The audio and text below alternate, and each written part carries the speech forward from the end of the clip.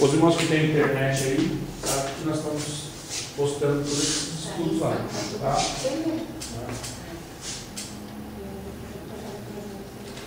Tá, o Felipe, a Camila que conversaram agora, dá uma olhadinha na internet, tem vários estudos que a gente já passou para vocês estarem se situando, tá? Se atualizando. Então vai. Mas nos dias da voz do sétimo anjo, quando tocar a sua trombeta, se cumprirá o segredo de Deus, no grego, mistério, como anunciou aos seus servos os profetas. Aqui é revelado o tempo exato do arrebatamento na cronologia do Apocalipse, nos dias do sétimo anjo, quando tocar a sua trombeta. A igreja será arrebatada na sétima trombeta. O segredo cumprido é o fim da dispensação da graça. Vamos lá, vamos abrir em Efésios 1, 9 e 10. Abre também em 1 Coríntios 15, 51 a 54. Pode abrir esses dois textos. Vamos ver os dois.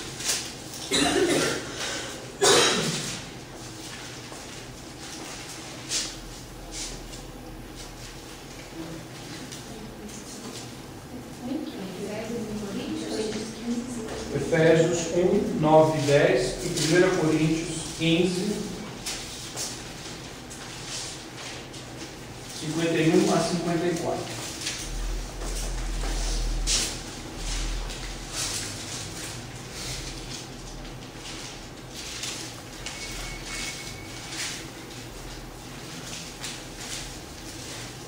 Efésios 1, 9 e 10. Descobrindo-nos o mistério da sua vontade, segundo o seu beneplácito, que propusera em si mesmo, de tornar a congregar em Cristo todas as coisas, na dispensação da plenitude dos tempos, tanto as que estão nos céus, como as que estão na terra. Que mistério é esse? O mistério da vontade de Deus. É a igreja. Tá? A igreja é um mistério que estava no coração de Deus desde o dia em que ele fundou a terra, desde o dia em que ele criou a terra, criou os elementos e colocou o homem no jardim. Então Deus já tinha o projeto da igreja no seu coração, só que aquele era um mistério. Tá? Primeiro ele teve que se revelar a Abraão, depois aos patriarcas, depois ao povo de Israel, aí vieram o tempo dos reis de Israel, dos profetas, tal, tudo mais, todos profetizando o quê? Cristo e a igreja. Então, o apóstolo Paulo fala assim, que na plenitude dos tempos ele cumpriu, ele revelou o seu mistério guardado desde a antiguidade, quer dizer, a igreja. Ele disse isso a Abraão, lá em Gênesis, lá no início: em ti eu abençoarei todas as famílias da terra. Deus não ama só o judeu, só o povo de Israel.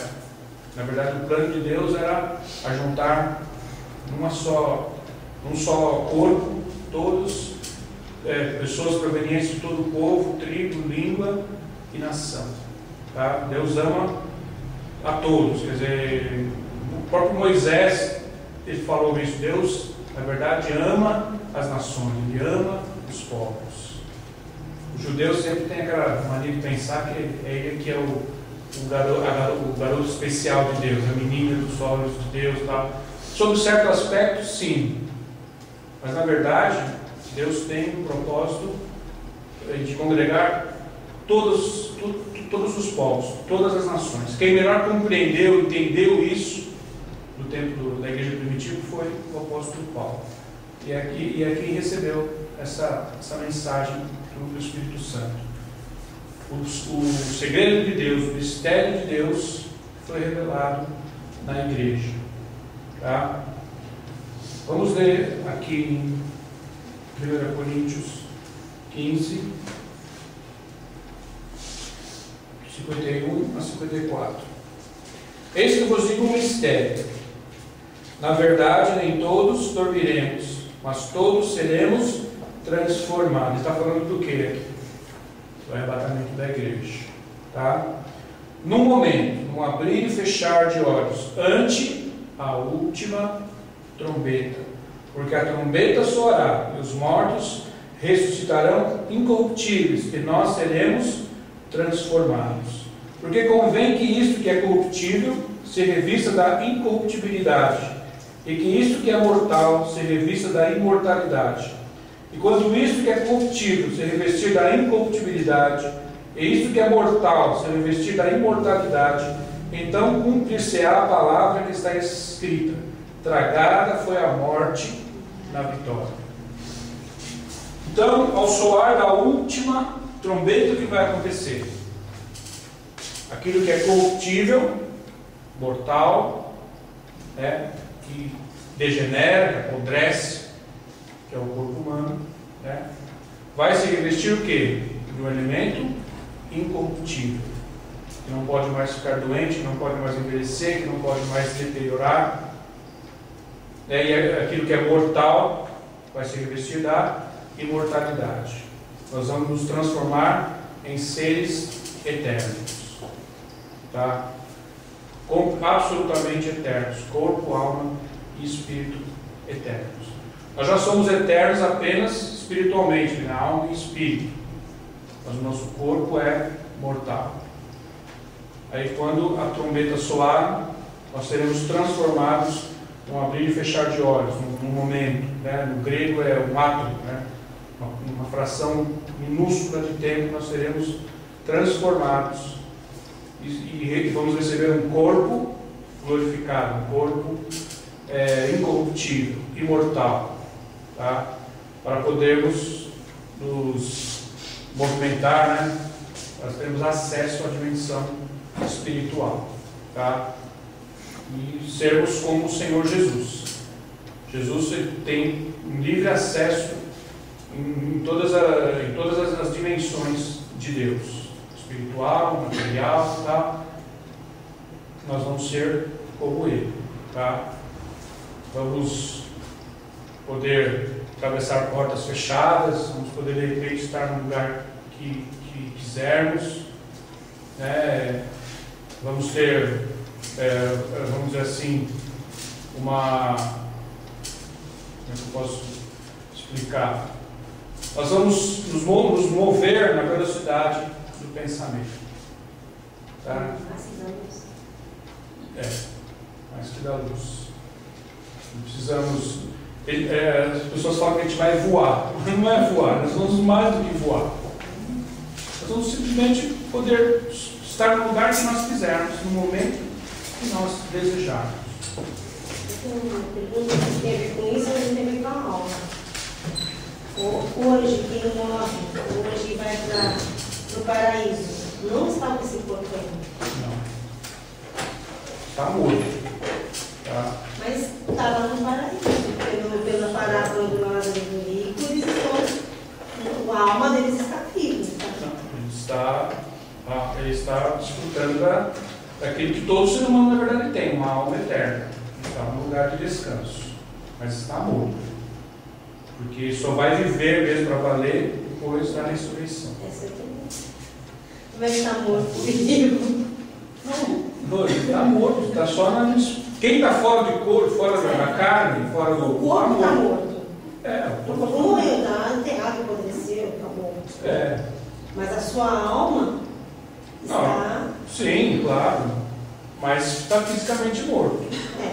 Tá, tem que ainda participar da ressurreição. Então, quando for arrebatamento, essa alma vai ganhar um novo corpo. Exatamente. Vai ganhar um novo corpo. O mesmo corpo transformado. O mesmo apodreceu. Sim. Não, assim, quando enterra, ela não apodrece. Mas apodreceu para você. Quem foi que criou? Apodreceu para ele? Então, veja bem, quem vai ser transformado somos nós. Os vivos. Eles vão receber um novo corpo. Novo corpo. Vai ficar lá sempre eterno. Nós é que seremos transformados. Não, mas o que eu falava? Nossa, Que Deus vai requerer da onde? Deus vai requerer Deus vai criar, do mar, da terra, dos corpos, da terra. Deus vai requerer os corpos. Ele não vai criar novo corpo. Então, é aí que está a situação. Nós que estamos vivos vamos ser transformados. Mas aqueles que já morreram terão os seus corpos. Corpo que queimou. Pode acontecer, não está Isso. Poderia ser do Afinal, mar. ele está falando com o Criador. Tudo falando, Criador. Criador. Só que ele vai ter que recriar esse corpo. Ainda que chame do mar, ainda que chame da terra, ainda que chame do fogo, ainda que chame, sei lá, que seja. Esse corpo foi consumido. Esse corpo foi consumido. Ele vai ter que recriar esse corpo. Tá? E não vai ser esse corpo decrépito atual nosso. Não vai ser. Vai ser um corpo glorificado. Tá? Que é diferente. Que é. Porque Jesus não foi reconhecido pelos próprios discípulos. Então, exatamente. Mas Mas vai saber, não vai? Nós vamos nos reconhecer espiritualmente. Não vai ter semelhança? Eu acredito que não. Não vai ser essa semelhança que nós temos hoje. Quando a gente fez a O corpo que você tem hoje, tá? O aspecto seu físico, você recebeu de quem? Com quem você se parece? Os pais. Os pais. Tá? Os familiares. Então, a sua origem atual é terrena. Quer dizer, você recebeu o que? Os genes paternos. O seu aspecto físico, o seu jeito de ser dos pais. Mas, na eternidade, qual vai ser o seu gene? De Deus. Por que diz que você é nascido de Deus? Por isso que a gente não vai conhecer lá, a gente não vai ser Fisicamente, não. Por que nós somos nascidos de Deus? Né? Por que ele diz que nós somos nascidos de Deus? Porque nós recebemos um novo gene, o gene de Deus. Mas, pastor, Porque ele é plantado em nós como uma semente. Como diz lá em 1 João. Né? Todo aquele que pratica pecado não é nascido de Deus. Mas todo aquele que é nascido de Deus tem nele a divina semente. Por isso não pode continuar praticando pecado quando é nascido de Deus. Não é uma questão de praticar pecado, de que a gente não, depois que a gente se converte a Jesus, a gente não pratica mais pecado. É que a gente recebe uma nova natureza. mas vamos reconhecer, né? Fisicamente, Não, mas reconhecer. espiritualmente vamos. A gente só não vai lembrar de quem foi para baixo, isso não vai lembrar. Quem foi para baixo maior é essa. Quem foi para baixo, cada um se Não se sabe. Quem for para baixo não vai receber essa natureza de Deus. Quem vai para baixo. E pelos testemunhos que nós temos, vai lembrar de tudo que aconteceu aqui na terra. É porque assim, Gente, vai E lembrar. nós também vamos lembrar, só que debaixo de uma nova natureza. Assim como Jesus se lembrava da sua natureza antes da encarnação. Ele se lembrava que ele viu Satanás cair do céu, ele se lembrava que ele comandava os anjos, tudo isso. Tá? Só que o reconhecimento não vai ser mais como nós reconhecemos hoje. Para o aspecto físico. Nós vamos nos reconhecer espiritualmente. E vai ser muito mais imediato do que o físico. Porque se você mudar um pouquinho o cabelo, envelhecer um pouquinho, as pessoas olham para você, será que é ele mesmo? Será que era ele? Né? 20 anos, 30 anos depois. Você conhece criança, depois vê de novo crescido, você muitas vezes não reconhece. Às vezes reconhece, às vezes não. Algumas pessoas eu reconheci. Assim, que eu conheci em criança, até bem novinho. Outros não. Esse é o fulano de tal, aquele menininho, né? A gente não reconhece muitas vezes, pelo aspecto físico. Mas nós vamos nos reconhecer lá espiritualmente. Tá? Para que isso seja real, para que isso aconteça, então nós temos que desenvolver a nossa identidade espiritual, que nós recebemos quando nós nos convertemos a Jesus, quando o Espírito Santo veio habitar em nós. Ele colocou dentro de nós o quê? A semente, né, da vida de Deus, da vida eterna. Então, a vida eterna, na verdade, começa agora, ela já começou. Tem gente que acha, não, eu vou viver a vida eterna depois que eu ressuscitar. Não, a vida eterna já está em andamento em nós.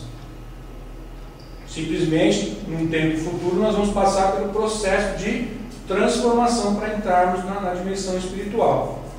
Mas a vida eterna já está em andamento em nós, porque a vida de Deus já está em nós. O Espírito Santo, uma das coisas que Ele traz a nós, que Ele trouxe a nós, quando Ele vem habitar em nós, é exatamente isso, né? A vida de Deus, né? A semente incorruptível. Nós temos ela já guardada dentro de nós, tá? Ela é, vamos dizer assim, o que nós poderíamos chamar do nosso selo, da nossa ligação com Deus. É através dessa vida espiritual que nós recebemos pelo Espírito de Deus que Deus se comunica conosco, que fez com que o nosso espírito vivesse novamente, porque o nosso espírito estava morto. Quando nós recebemos a Jesus, recebemos a palavra de Deus, cremos na palavra de Deus, nosso espírito foi vivificado, ele foi novamente ativado para receber as revelações de Deus, para ouvir a voz de Deus. Tem gente que não entende, como é que você ouve a voz de Deus? Como é que você ouve Deus falar com você? Como é que Ele fala com você no seu ouvido? Porque não é assim. A pessoa que tem a vida de Deus, ela começa a ouvir Deus, ela começa a reconhecer quando Deus está falando com ela. Ela não precisa ficar indagando e perguntando, mas como é que se ouve, como é que se faz? Ela vai saber, porque ela recebeu a vida de Deus. O filho não reconhece a voz da mãe? Ele não reconhece a voz do pai quando ele ouve? Quando você era criança, você estava lá deitado na cama, quando o seu pai chegava, começava a falar, você, meu pai chegou. Você não reconhecia? Quando a sua mãe chegava em casa, você estava em algum lugar, você ouvia a voz dela entrando, você não reconhecia? Não, minha mãe chegou. Meu irmão mais velho chegou. Meu tio chegou. Você reconhecia pela voz, você reconhecia pelo jeito de ser, até pelo jeito de andar, você reconhecia. O fulano chegou, o passão dele, o passo pesado dele, olha o passo leve dela. Você reconhecia. Com Deus é a mesma coisa. Você não precisa que alguém fique te dizendo, quando Deus falar, você vai entender que é assim, Ele vai falar desse jeito. Não, você vai saber, tá? Você vai entender. Aí você me pergunta, mas e Samuel? Samuel não sabia. E Eli teve que falar para ele, não, aquilo era a antiga aliança, agora você tem um Espírito Santo. Você vai saber. Você vai sentir no teu espírito que Deus está falando com você. Quando você estiver em qualquer lugar em que você esteja, no seu trabalho, a caminho do trabalho, no ônibus, no carro, na igreja, quando Deus estiver falando com você, você vai saber. Você vai sentir o toque de Deus, você vai sentir a presença de Deus. Isso aí é sinal do quê? Que a pessoa está desenvolvendo a vida que recebeu. Vamos dizer assim, a semente incorruptível que recebeu, que já está dentro dela. Então, o nosso dever é crescer, né? Como diz o apóstolo Pedro, antes crescei na graça e no conhecimento de Cristo, conhecimento de Jesus. Então, quanto mais você orar, quanto mais você adorar o Senhor, quanto mais você estudar a palavra de Deus, mais você vai ter intimidade com Deus, mais você estará cada vez mais sensível à voz do Espírito Santo. Tem gente que acostuma só com revelação. Olha, eu não sou contra profeta, eu não sou contra revelador, eu não sou contra isso. Eu sou contra as pessoas ficarem só correndo atrás disso e não crescerem espiritualmente.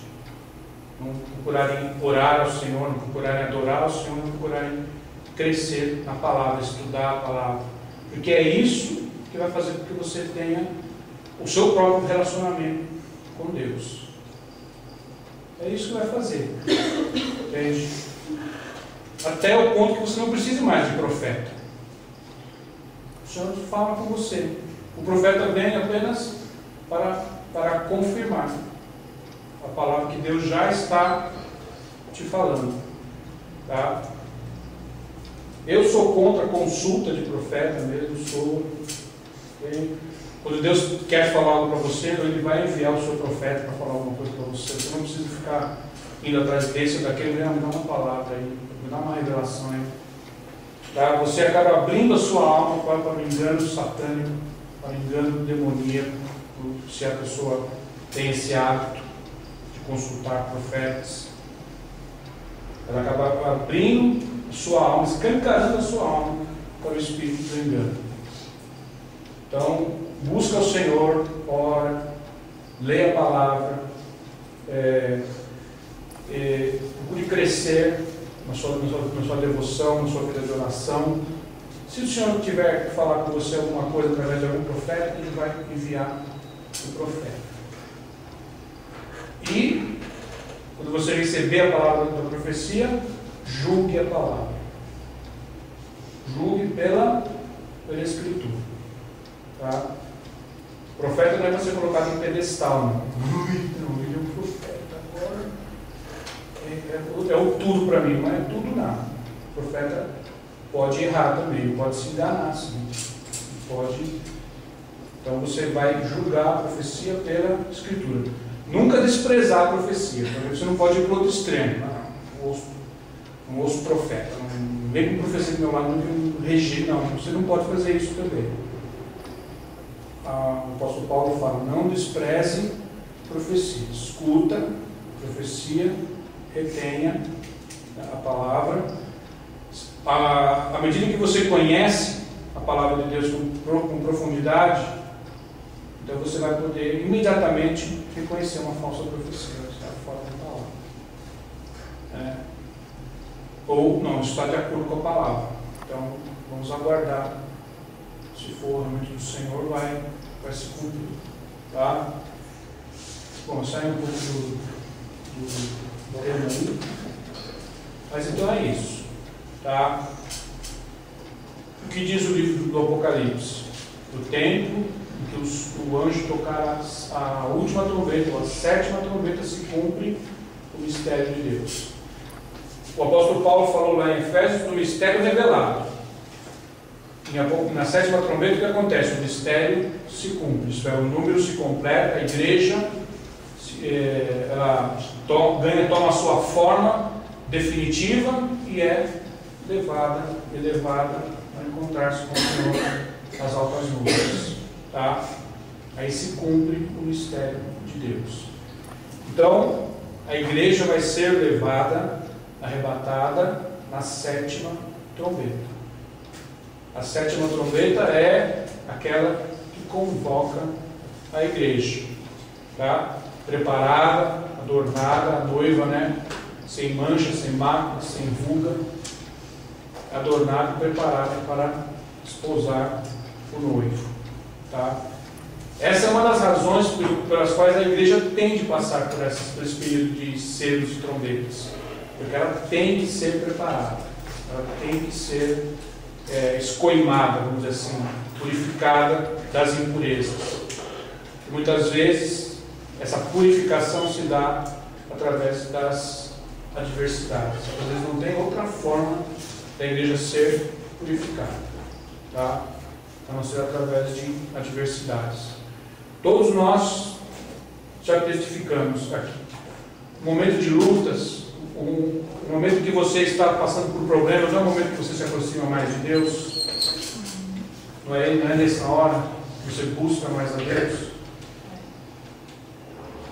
Então, Deus sempre age dessa forma. Se você adquire sempre o hábito de estar buscando muito a Deus, eu não estou dizendo que você não vai passar por lutas, mas existem certos tipos de lutas que você não precisaria passar. Porque elas vêm, Deus permite elas exatamente para isso, para você se despertar, para te dar um chacoalhão. Para você, não, eu tenho que buscar mais a Deus. O que está acontecendo? O diabo está puxando meu tapete aqui. Eu estou sendo oprimido, atormentado por isso. Então você começa a buscar mais ao Senhor. E às vezes certos tipos de opressões que a gente sofre, certos tipos de adversidades, não precisaríamos sofrer, porque são aquelas que são típicas, aquelas que Deus permite para chamar a nossa atenção. Existem aquelas adversidades que vêm exatamente pelo contrário, porque você está muito ligado em Deus, está fazendo a obra de Deus, e o diabo se levanta também. Mas essa aí, gente, olha, se você está no plano de Deus, se você está fazendo a vontade de Deus, vai se cumprir o que a palavra do Senhor fala. As portas do inferno não prevalecerão contra a minha igreja.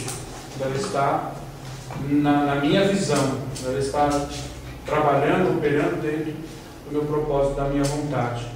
Tá? O inimigo já está derrotado diante dela. Na verdade, eu acho que as pessoas sofrem muito mais